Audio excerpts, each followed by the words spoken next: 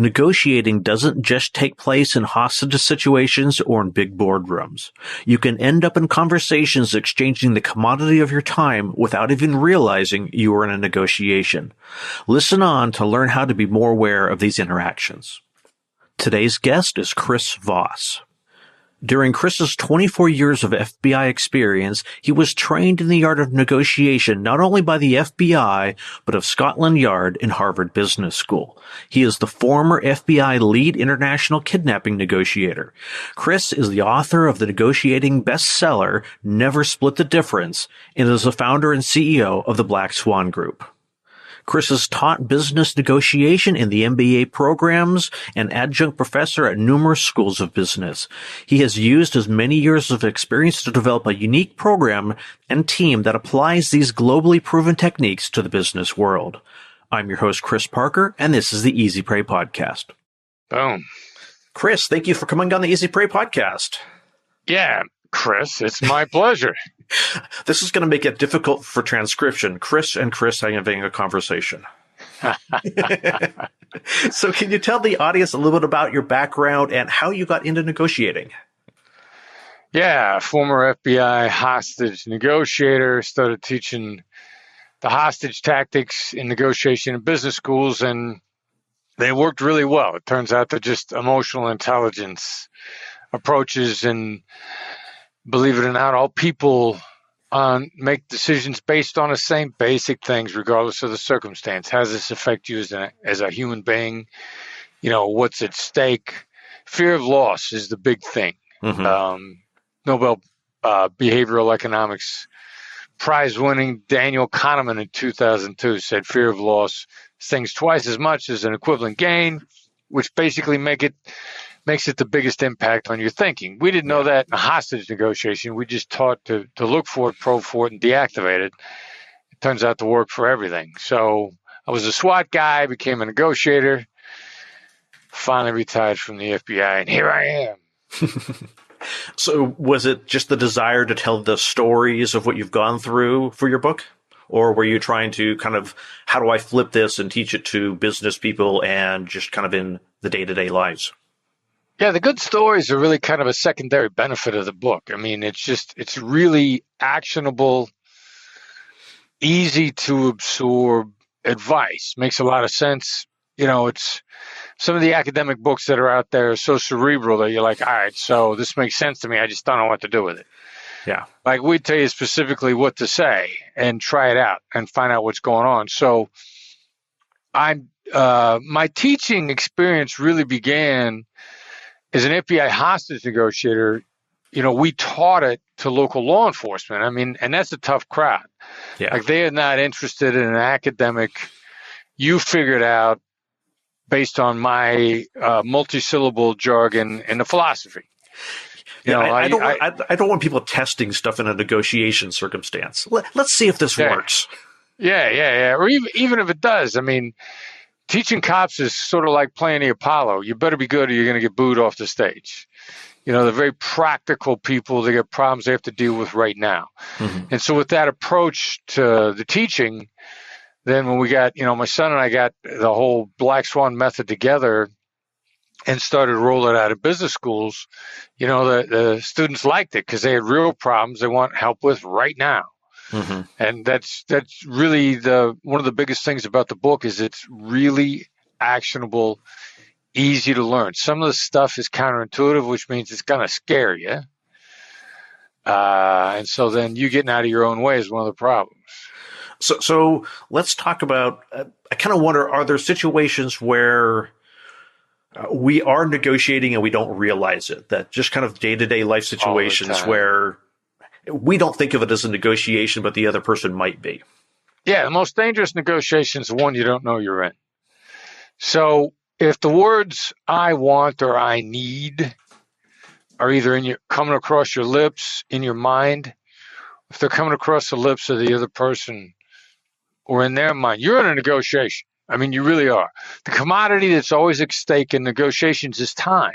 Mm-hmm. People think, well, it's only a negotiation if I got dollars in mind.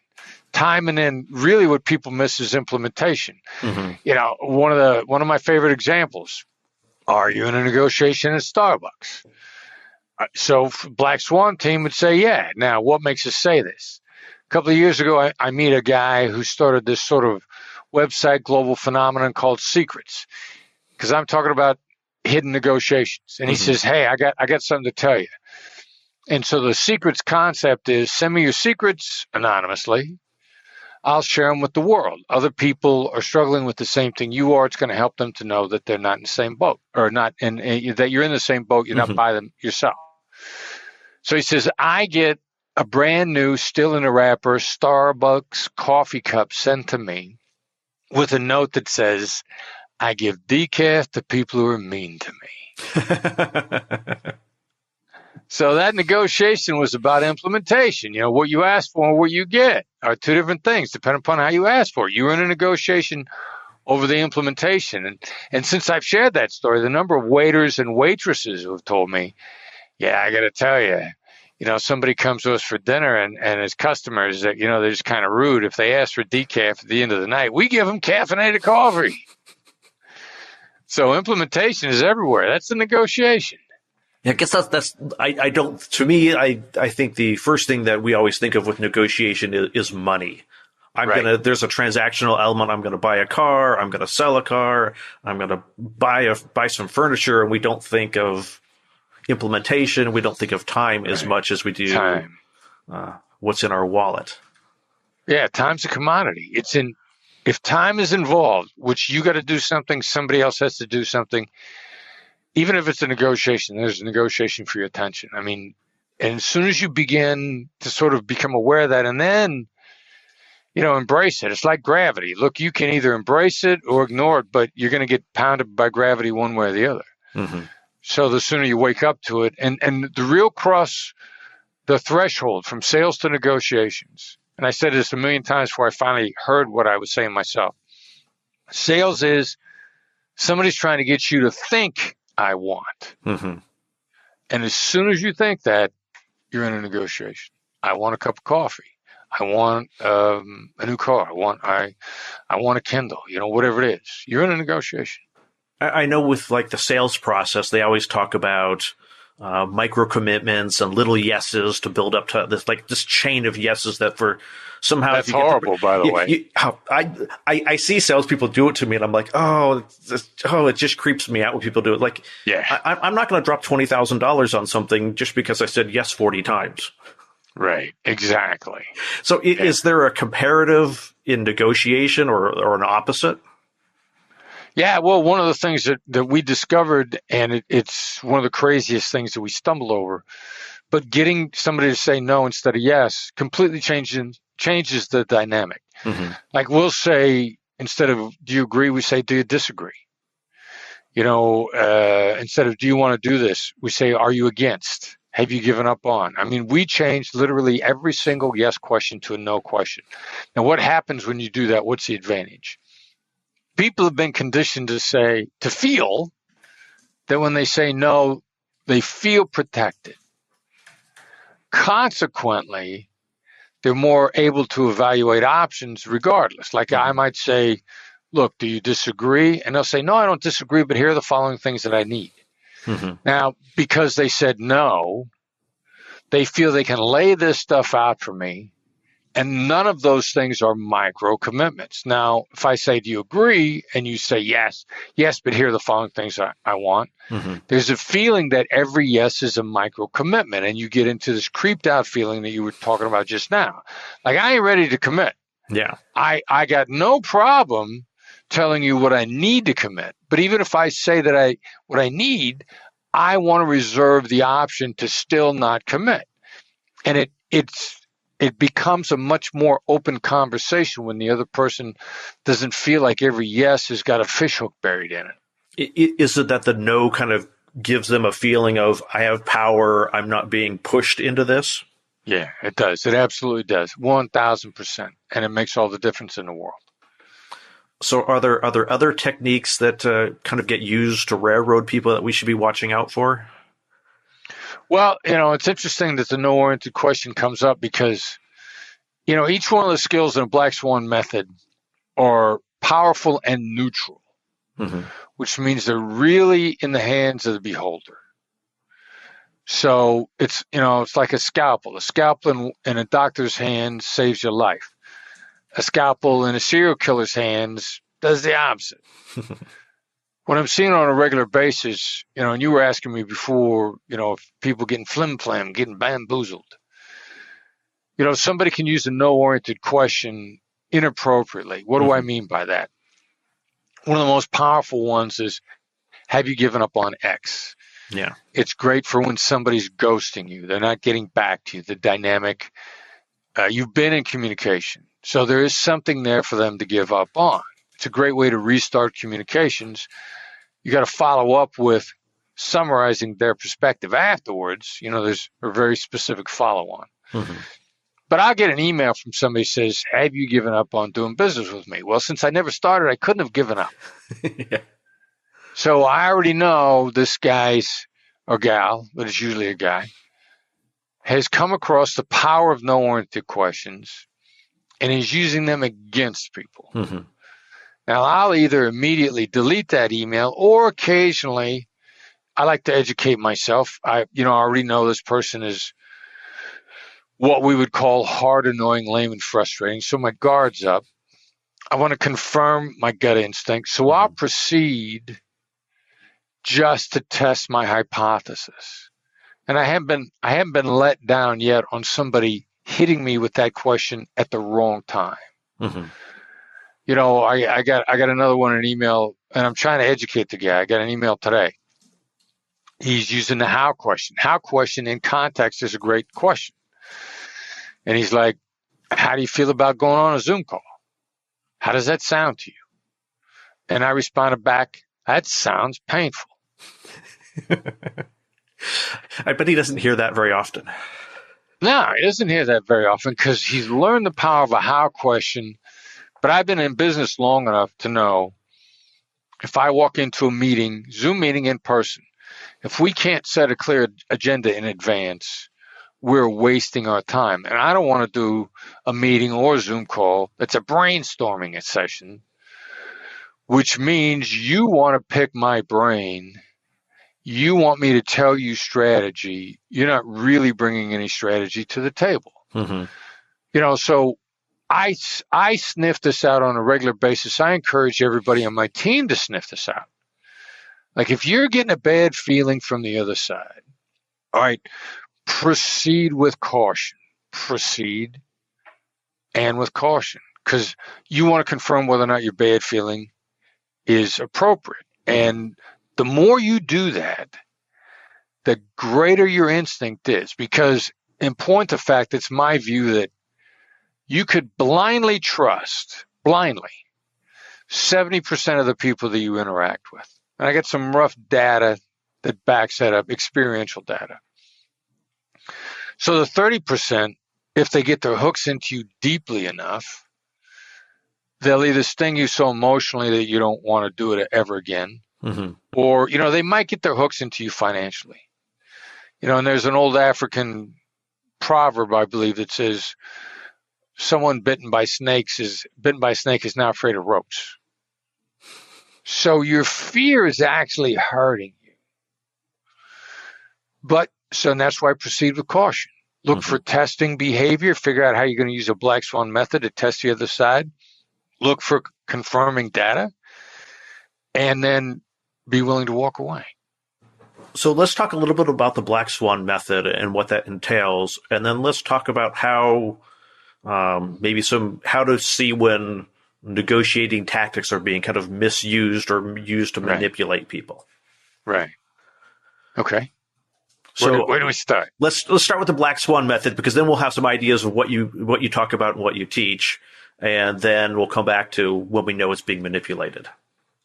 Yeah, sure. Well, the black swan method starts with just a basic set of skills, which 75% the basic skill set was specifically derived from the emotional intelligence of hostage negotiation skills. Now, what makes that a solid foundation? Well, what makes that a solid foundation is those skills is the same set of skills that every hostage negotiation team on Earth uses. So this emotional intelligence, battle-tested set of skills is cross-culture because the culture is human nature. Mm-hmm. Hostage negotiators in Tel Aviv, in Bogota, Colombia, in Tokyo, Japan, in Cape Town, South Africa, all use the same basic skills. How do I know? I worked with all these people. We cross-trained. So it starts from a skill set that we know works across the board. Mm-hmm. Now, the Black Swan method has been adapted and elevated since we brought it out of hostage negotiation. And then we put a series of how to implement the skills together, a couple of different strategies, and refined it. We learned a lot about the skills since we've been refining them. So, you got a basic set of skills, and then we've got a set of core strategies for the use of the skills, either by themselves or in combination. Mm-hmm. And you start rolling with this stuff, and the world changes. I mean, the world changes. So that's the short one on the Black Swan method. Awesome. So how do we know when someone's kind of manipulating and abusing, so to speak, negotiation tactics on us? Well, your gut instinct is probably pretty good. A lot of this is simply listening, to your gut, and then how do I use the skills to test, a hypothesis or gut feeling that I got. I mean, your gut instincts are remarkably powerful. You got a supercomputer, every one of us. Some people call it the subconscious. Some people call it the unconscious. Psychologists can't make up their mind which one to call it. I've been corrected by both. But your gut instinct, the unconscious, and the source of my data for this stat is the biology of belief. I want to say Thomas Lippmann is the author, but I could be wrong on that because there's a couple of books that I really love about neuroscience and instinct that I quote all the time. Anyway, biology of belief. Your unconscious, your conscious mind. Let's go with the conscious mind first. Mm-hmm. For whatever a bit of information is, let's call it a syllable. The word one might be a bit of information. Your conscious mind can process 40 bits per second. Your subconscious, before I give you the answer, I would ask anybody listening to this to make a wild guess on what your subconscious can process versus the conscious mind's 40. I'm going to guess 100 times. That's a generous, and you're on the right track. Yay. Am I falling short or underestimating? 20 million bits per second. Wow. 500,000 times. Like, people find that astonishing. I'm not astonished by it at all because I'm blown away at the computing power of the human brain. Mm-hmm. So that's where your gut instinct comes from. Suddenly, you got a bad feeling. Now, you refine your gut instinct by testing your hypotheses over and over and over again. And then your supercomputer gets better every time out. You got to test it out. So you get a bad feeling from the other side. How do I test it out? It would be like a Black Swan skill. Like, you think somebody's lying to you. How do you test out a liar? Because liars, as a problem, are also the same type of problem with someone who hasn't thought things through, hasn't considered implementation.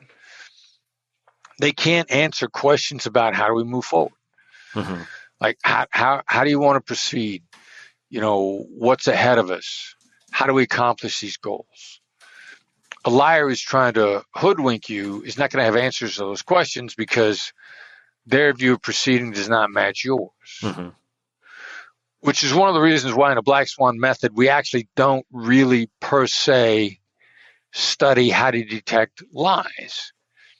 Because the other person who hasn't thought things through presents you with the exact same implementation problem, but they're not lying. Mm-hmm. So you run into the same downstream problem with two completely different animals.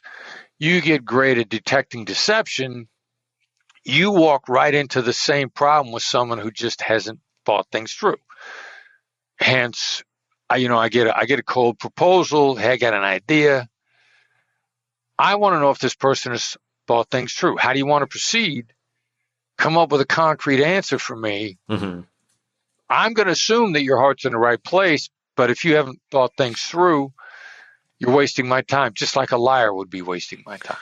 So easier to detect whether or not the person's thought things through than to figure out whether they've been lying, whether they're lying. You might as well work from the easier assumption. Yeah. And, if somebody's lying to you, it's going to trigger your negative emotions, your amygdala. You're dumber when you're mad. So, and here's what makes me say that. Sean Acker, great Harvard psychologist, did this phenomenal TED Talk called, I think it's called The Happiness Advantage. One of the funniest TED Talks you'll ever hear. ACHOR, Sean Acker. Worth watching it. Plus, it's like 12 minutes. Sean says you're 31% smarter in a positive frame of mind. If that's true, and I'm willing to accept that it is, then by definition, that means when you're in a negative frame of mind, you're dumber. Mm-hmm. And the double whammy from a negative mindset is you're more convinced you're right. Self-righteousness usually comes from angry self-righteousness. So you get this double whammy when you're in a negative frame of mind that you're probably wrong, and you're probably even more convinced that you're right because you're feeling self-righteous. So your amygdala gets triggered if you think somebody's lying to you. My amygdala gets triggered if I think that somebody's lying to me. Mm-hmm. It doesn't help my thought process. So I got to kick myself back into a curious frame of mind, which is positive and makes me smarter. So would it be like if someone's trying to trigger you to get mad or angry, is that kind of an abused negotiation tactic in a sense that if you're trying to force the other person to be dumber by getting them upset? Well, and they don't, people who do that don't know that they're making the other side dumber. Mm-hmm. It's actually called strategic umbrage. And there are studies, flawed studies, and I can tell you why I think they're flawed, that says that strategic umbrage works. The data collection, the data set is too artificial. Strategic umbrage will get you what you want short term, and your losses long term far outweigh the short-term gains. Mm-hmm. That's one of the problems with the study. There's no measurement of downstream costs, post-agreement costs. But there's an old saying out there, revenge is a dish best served cold. That should tell you how badly people you've injured want to pay you back. Yeah. So you talked about, getting mad and feeling angry. Are there techniques to keep yourself from getting triggered about sort of things that might get you going down that path? Yeah, that's a great question, and they're kind of situational, contextual. It's impossible to be angry and be curious simultaneously. One of the guys on my team, Derek Gaughan, brilliant negotiation coach. Like his mantra is stay curious, stay curious, stay curious. Mm-hmm. You can't be angry and curious at the same time. You're smarter when you're actually curious. If you could ask yourself, wow, I wonder what's driving that. I mean, what's behind that? That's a curious approach. Hard to do once you've been triggered. Yeah. For me personally, once I've been triggered because of practice, I'll lapse into what we've referred to in the Black Swan method as the late night FM DJ voice. Because if I've been triggered, the other person's probably been triggered too. Now, I'm using a voice to deactivate them, to take the wind out of their sails. But it also deactivates me. Mm-hmm. Like I can watch myself in a moment. If I use the late night FM DJ voice, I get myself back under control. That's interesting. Works both you and on the other person. Exactly. It's a pretty much hardwired neurological response because I hear my voice as well as the other person. So it kind of works on me twice. For me to even tee it up in my head has a tendency to center me. Mm-hmm. Are there other techniques of when someone's upset to kind of de-escalate them and bring them down other than the late night FM voice? Dynamic silence, dead silence is often an appropriate response. Some people call it venting. And we even have, one of our blocks of instruction that we call caviar. The V in caviar is venting, which is really the appropriate use of silence, the response on the other side. That's going to be driven by your relationship to the other person. Usually the longer the relationship, the more effective dynamic silence can be. Just going dead silent. Somebody who's really close to me. If they're blowing their stack at me, long-term personal or professional relationship, my first best move is probably just to go dead silent and see if my lack of reaction will have a positive impact on them. Mm-hmm. Kind of gets them to have that space to take a breath. Right. Not blow up. Yeah. Now, it's like a flip of a coin move. Sometimes the anger can be a downward spiral in and of itself. So again, the longer the relationship, probably the more effective dynamic silence is. But then again, it's practice. You practice, small stakes practice for high stakes results. You got to test drive the skills. You just have to. Do you find that that's something is that easy for people to learn, to start practicing these skills outside of the intentional negotiation components? It's the threshold can be really hard to get over. And it depends upon, how open you are to coaching, how open you are to try stuff out. Like people really get up in their heads with a new skill that's just completely counterintuitive. But the opportunities to try this stuff out every day are everywhere, especially now that we're sort of coming out of the pandemic. There's a lot more interaction. The clerk in the grocery store, the checkout person in the drugstore, person in UPS. I just came from UPS. I got a local UPS that I'm going through constantly, mailing stuff out from. I'll take a shot with one of the skills just to see if I can positively affect their mood. The interesting thing is, if it's a new skill that you've never tried before and you're getting ready to try it, but you're scared, try it 4 times. Like it takes a lot longer than that to hardwire it. Yeah. But if you've never tried it before, you need some real experiential data to back it up. And what I'm seeing on a regular basis is, look, if you just test drive this baby 4 times, whatever it is, you could try it 4 times. Now you've got some experiential data to feed your subconscious to be able to make decisions on how you want to proceed with the skills. You talk about decisions. I know often in kind of business coaching and whatnot, they talk about decision fatigue, that you've only got, let's make up a number. You've only got 400 decisions you could, whether they're big or small, you only have a finite amount of decisions you can make in a given period of time in a day while you're awake.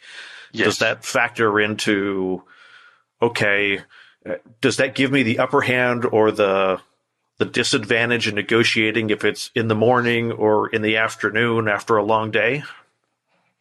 That's a great question. And there's 2 things there that I'd like to point out. Like what we found is no matter how tired you are, you can respond positively to a no-oriented question. And with all of our clients across the board, and even with me, like probably about 5 years ago, we had an intern. Young man was just horrified at making a mistake. Horrified. And so he'd always ask me how to do this. What do you want me to do? How do you want me to proceed? And I found that because of decision fatigue, if he asked me that anytime after 1 o'clock in the afternoon, like it wore me out to answer that. And I'd just be like, I don't know, stop bothering me. Yeah. And finally I said to him, here's a blanket rule. any question that you ask me after 1 o'clock in the afternoon, it's got to be a no-oriented question. Because what I'm finding regularly, instead of saying, what do you want me to do next? He might say, like, I'm thinking of doing this next. And I'd be like, no, do this, this, and this. I mean, I could hit him with responses quickly, no matter how tired I was. So is that your mind just works differently with the no-oriented questions? I wish I could tell you for sure. I just know it does. Like, and for me personally, I'm looking for the brain science. I mean, I'm like a massive fan of one of the guys out there right now. Andrew Huberman is like the cutting edge on brain science and neurobiology. I listen to his podcast constantly. I mean, I have trouble keeping up with it. We happened to have lunch together the other day, and I threw this no-oriented thing out at him, and nobody's explored it yet. And I figured if anybody has the answer that's backed by a scientific study, he would have it. So I don't know what it is. We just know the massive success we're having across the board with it. That's interesting. I wonder if it's this, in asking a no-oriented question, you've kind of shown that you've done a little bit of your work and you've taken that initial thought process out of it. It's easy for me to respond to an idea of how something should be done versus, oh, you want me to come up and think through the answer. You've already done some work, so I'm willing to collaborate now. There's a lot to that. I think it's probably at least 3 separate things of the way it hits the brain that makes it work so well. And what you just outlined has got to be one of the major components. Mm-hmm. So I know the title of your book is Never Split the Difference, or one of your books. From not being a negotiator, like the standard thing you think is like, well, if I want to sell my car for $3,000 and someone offers me $2,800, fine, we'll set around $2,900. Is that the split the difference that you referenced there? Well, that's one of them. I mean, in point of fact, sort of what you just did was you're out of gas mentally and you just gave in. Mm-hmm. And you can't blame people for that. But the reality is, if you split the difference in the first place, it's because you ran out of gas. I mean, it sounds harsh for me to say that's a lazy approach, but, mm-hmm. Sometimes you're lazy because you're just out of gas. But there's a better answer there every single time if you've got the skills and the strategies to move forward. Mm-hmm. And, the faith in the skills, like the Black Swan method, leads you to a better outcome every time. Now, how much better is the gray area? Mm-hmm. Sometimes it's only a little bit better. Sometimes you go from wondering to knowing. Like you try to negotiate the car price a little bit more, you test the other side out, you find out there ain't a better price there. All right, now you can make the deal because you didn't leave any money on the table. You went from wondering to knowing. Mm-hmm. You're always better off going from wondering to knowing. You want to know if there's money left on the table, if there's value left on the table, if there's subsequent deals there. Mm-hmm. Like I was coaching a young lady who's doing, like, for lack of a better term, B movies in Hollywood a couple of years ago. She's trying to get financing from a wealthy patron for this movie, and she can't quite get it, so she starts using the skills. Lo and behold, she finds out the wealthy patron would actually like to bankroll a couple of movies. The woman who's with the money has got a castle in France, and they could use the castle to film one of the movies in. Like if she'd have just split the difference on the funding and then went looking for another financier, she wouldn't have seen this great downstream opportunity for multiple picture deal in a castle. Yeah. So you run out of gas, but you don't know what you're leaving on the table. Yeah, that's and I suppose all this is just, a lot of it is practice of implementation, where you learn to kind of pick and draw things out a bit. Yeah. Yeah. So and then just getting yourself to practice. Yeah. Practice, practice, practice. Yeah. So one of the questions I want to ask, and maybe I should have asked this up front, was what's the craziest negotiation you've ever been in? Or where someone has asked for the craziest thing, whether it's during FBI negotiation days or post-negotiation days? Well, in the FBI days, we had to start recognizing that somebody asking for really crazy stuff might be designed to make the deal go bad. Mm-hmm. Like if we were like, all right, so if we were going to do this, let's say we're open to doing it. Is it possible? Not in the way that things are being laid out here. This is a fool's game. Yeah. And we had to become aware of that.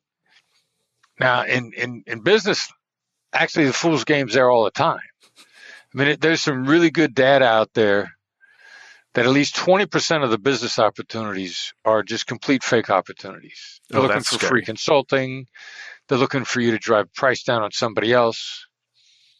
Actually, it's very liberating to understand that, because then you stop blaming yourself for deals that you never would have made. That's a good perspective. There's a phrase, it's not a sin to not get the deal. It's a sin to take a long time to not get the deal. So there are opportunities out there that are just complete fake opportunities. They want free consulting. They're doing due diligence. They want to steal your ideas. They want you to be the competing bid.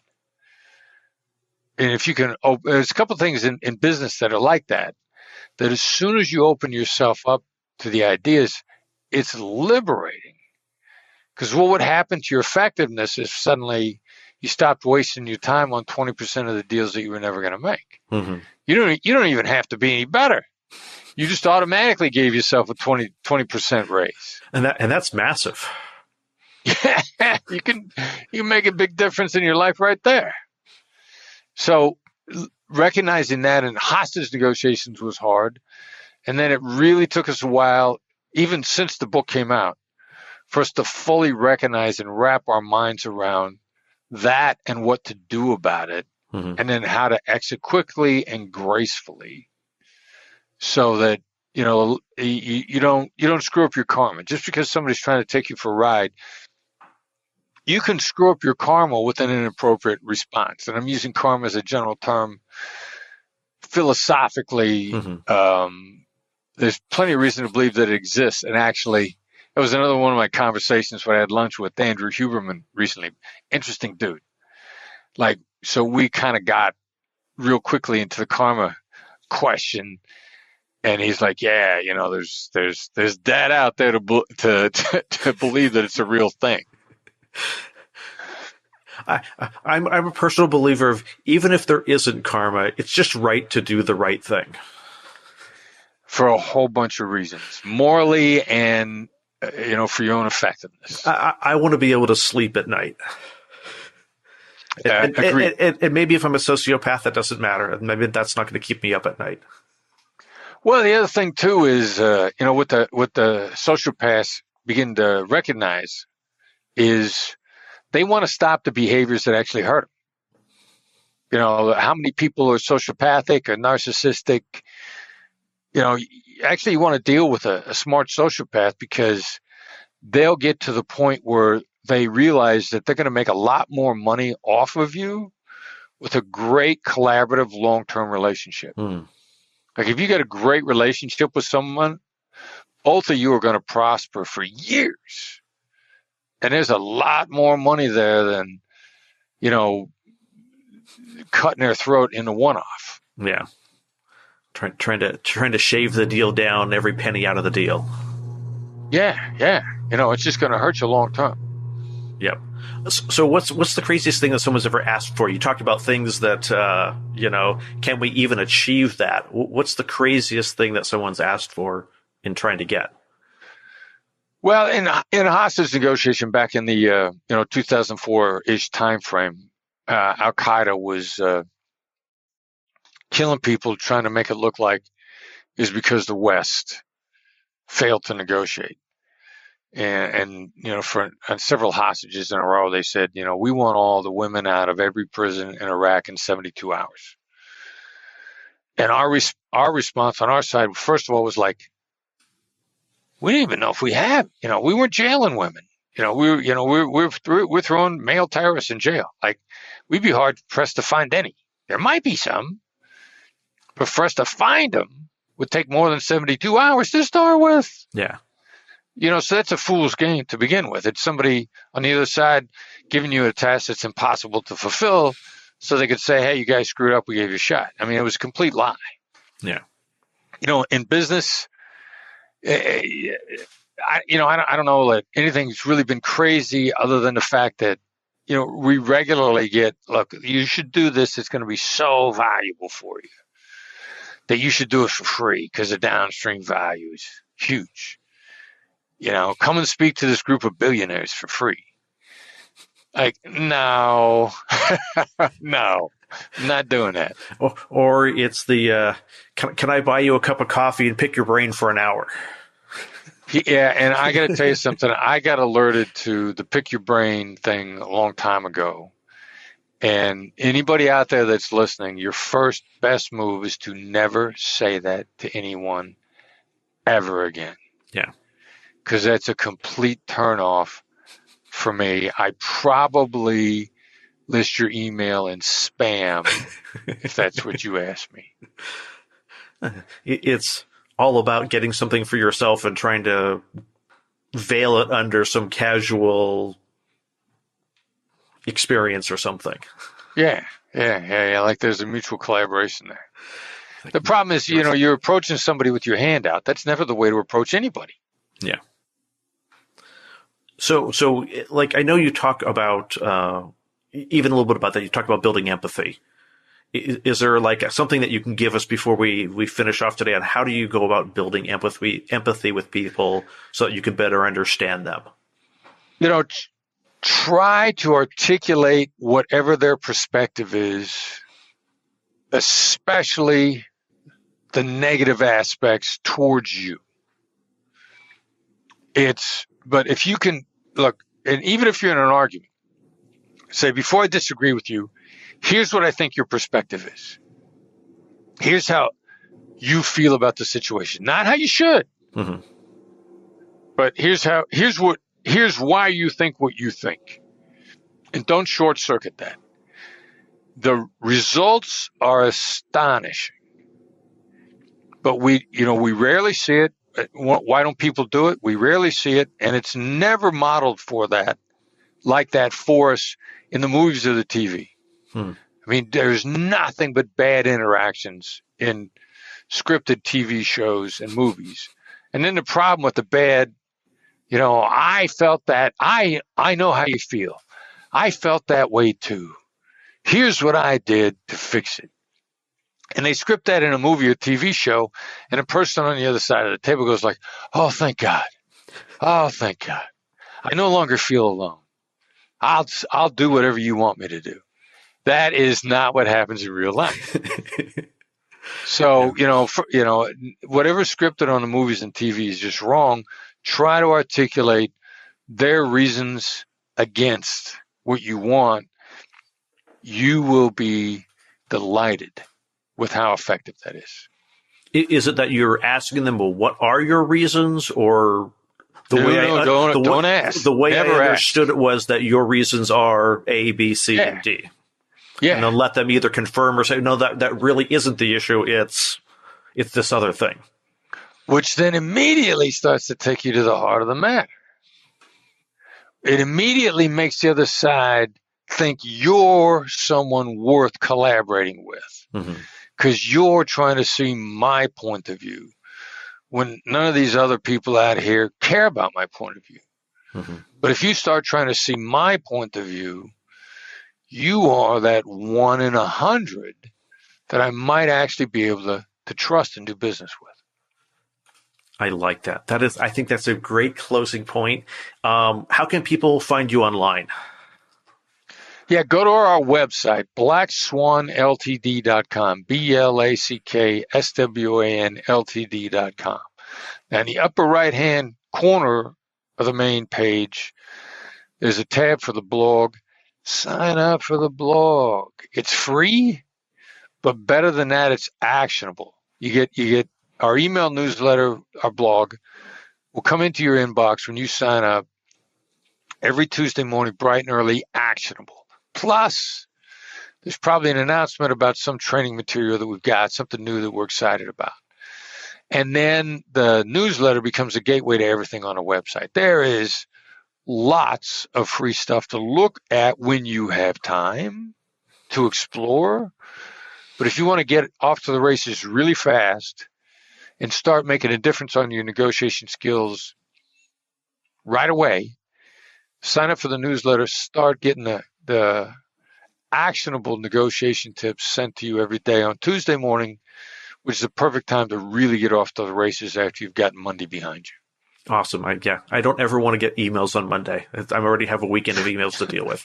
Exactly. Chris, thank you so much for coming on the podcast today. Hey, it was my pleasure. Thank you for having me on.